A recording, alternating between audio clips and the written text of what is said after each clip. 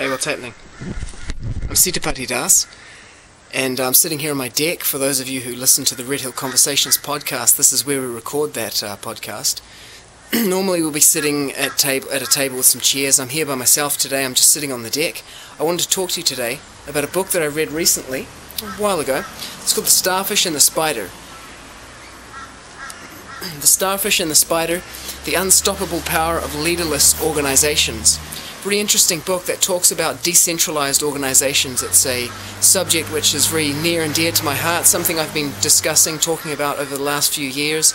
Networks, communities, decentralized, leaderless organizations. When I say leaderless, I mean organizations that run, rather than running on leaders per se, they run on a culture of leadership that pervades the entire organization so that every member of the organization is a leader. And this book is really interesting, The Starfish and the Spider. It uses an analogy, and that analogy is this. If you look at a starfish and a spider, they both look very similar. There's a central body with multiple legs. Now the difference between a starfish and a spider is that if you cut the head off a spider, the spider will die. Whereas if you take a starfish and you cut its leg off, you even cut it in half, two starfishes will grow from those two halves. So in other words, decapitating means to take the head off something. Decapitating an organization, a centralized organization, will destroy it. Whereas a decentralized organization cannot be destroyed by cutting the head off it because it has no head, so to speak. And one of the examples that are given in the book is the example of the South American Indian peoples. And there are three examples there. One are the Aztecs of Mexico. They were conquered by Cortes. Later on, the Inca in South American Peru and Ecuador, they were conquered by Francisco Pizarro. And then further north, North Mexico, southern United States of America, are the Apache Indians. Now, both the Aztecs and the Incas were conquered by the same strategy, even though the situation was different in a number of factors, a number of characteristics. The same strategy was used. The Spanish conquistadores captured the emperor, took him prisoner, and then executed him. And in that way they crushed the resistance of the entire system. It was unable to coordinate. There was no central focus point. People did not know what to do or how to respond. And so the conquistadores were able to take advantage of that confusion and unbalance of their opponents to seize control of the entire empire.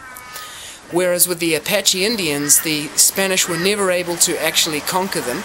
And in fact, on Apache Indian reservations, the Americans had to have troops stationed in garrisons right up into the First World War. Because the Apaches, unlike the Aztec and the Inca, were a decentralized people. They had a decentralized organization, a leaderless organization in that sense. In their culture, they have people who are called nahants. And these people have no formal leadership position. And this goes back to a podcast I did a number of months ago talking about role-based leadership versus position-based leadership. Leadership, in fact, is not a position. Leadership is an action.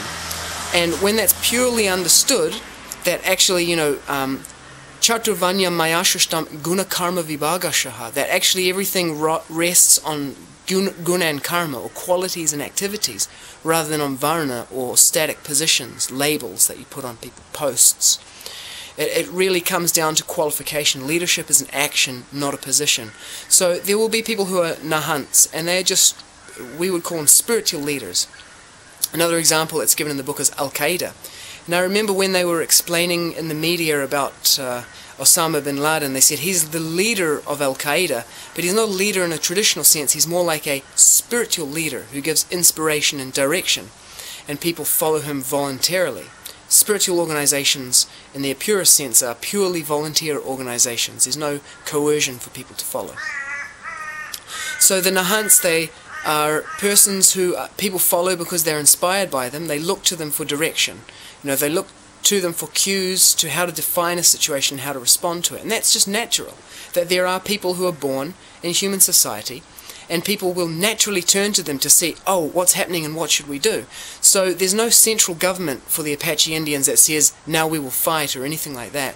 What happens is that the Nahant, the local Nahant there, will start to fight. And people see that he's fighting, they think, well, he's fighting, I should also fight. And so in that way they begin to fight. That's how their decisions are made corporately. So what would happen was that the Americans would identify these Nahunts and kill them, but then simply another Nahunt would arise in their place. So there was no head to the organization for them to cut off. But eventually they were able to discover the means by which they could defeat this system. And the way they did it is that they gave the Nahunts cattle. And in doing so they converted